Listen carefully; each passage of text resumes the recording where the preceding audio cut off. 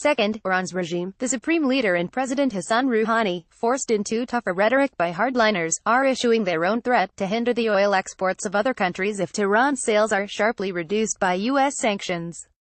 That threat could include blocking the Strait of Hormuz at the top of the Gulf, a vital route for oil tankers. Third, Trump's ego was poked by Rouhani's direct address in a speech Sunday. Mr. Trump, we are the people of dignity and guarantor of security of the waterway of the region throughout history. Don't play with the lion's tail, you will regret it. And fourth, Trump needs a distraction from the fallout over his Helsinki summit with Russian leader Vladimir Putin and, more importantly, the Trump-Russia investigation that is closing in on him. In the past 10 days, 12 Russian military intelligence officials have been indicted. The smoke from Trump's former lawyer Michael Cohen cooperating with special counsel Robert Mueller is rising. A declassified document has highlighted suspicions of Russian coordination not only with Carter Page but with other Trump campaign advisors, and the trial of former Trump campaign manager Paul Manafort is looming. But is there a fifth reason for Trump's all-caps blast?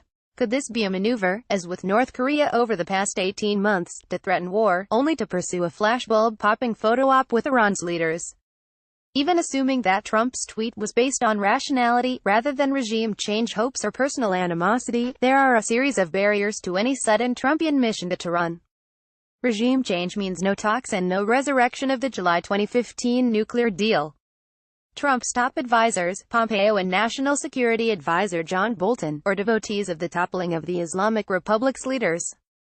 Trump's close friend and personal attorney Rudy Giuliani was in Paris last month headlining a conference of the National Council of Resistance of Iran, which has pursued violent as well as non-violent overthrow of the Iranian regime since the 1979 revolution.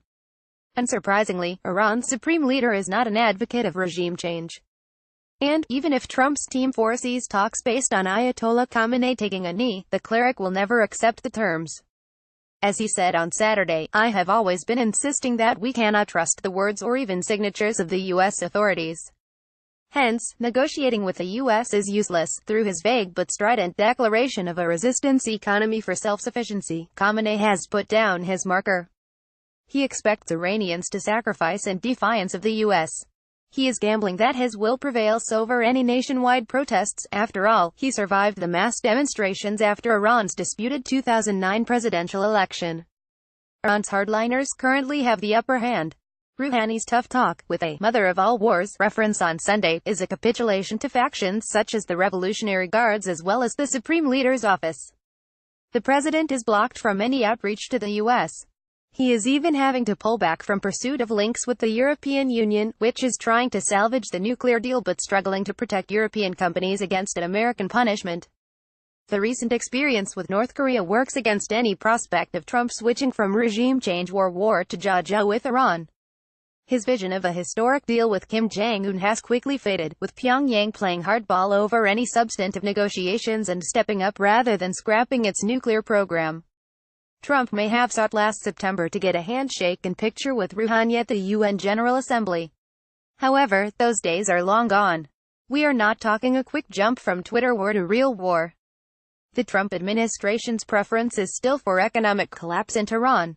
But the risk of military conflict is real, from the provocation of tweets and speeches on both sides, from the takeover of wounded egos, from alpha male miscalculations and from the fallout of a resistance economy that can no longer resist.